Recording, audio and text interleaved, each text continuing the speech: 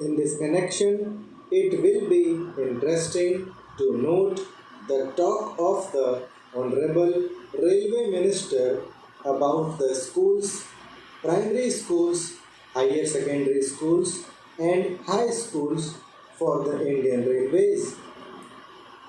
If you examine the previous speech of the Railway Minister and also the working report of the Railway Board, you will find that the same figure is repeated every year.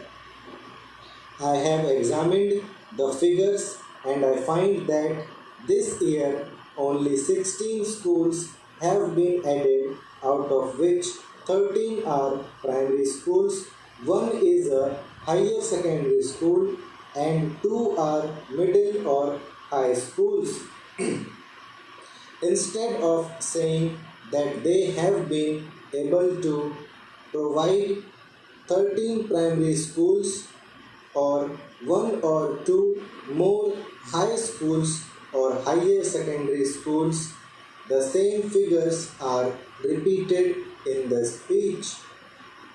Although the Railway Board has all along been saying that education is the responsibility of the state and therefore the Railway Board does not own this responsibility, I would like to remind the Railway Minister about the agreement reached between the National Federation of Railwaymen and the Railway Board in the year 1955, according to which the Railway Board undertook to provide primary schools for the education of the children of railway employees.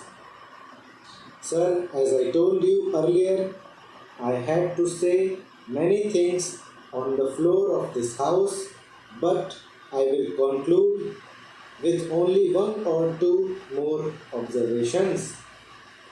I will first deal with the labor relations on the Indian Railways.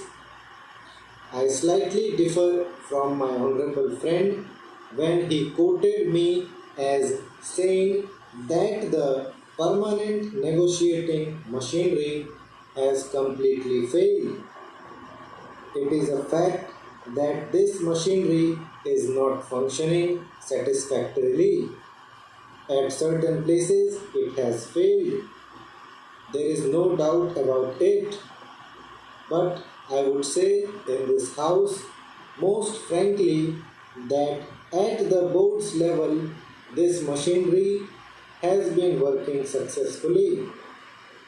But this is not the position so far as the zonal railways are concerned. I do not say that in all the zonal railways it is so, but in certain zonal railways and in most of the divisions of these railways it has failed.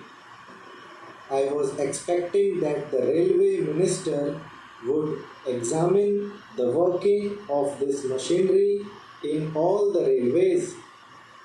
What is the greatest defect in this machinery?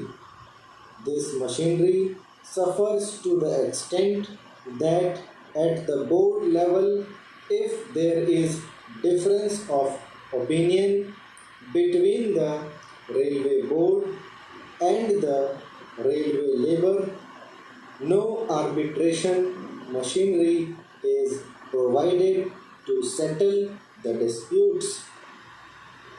The provision in this machinery is that as and when an occasion arises, an ad hoc tribunal would be set up by government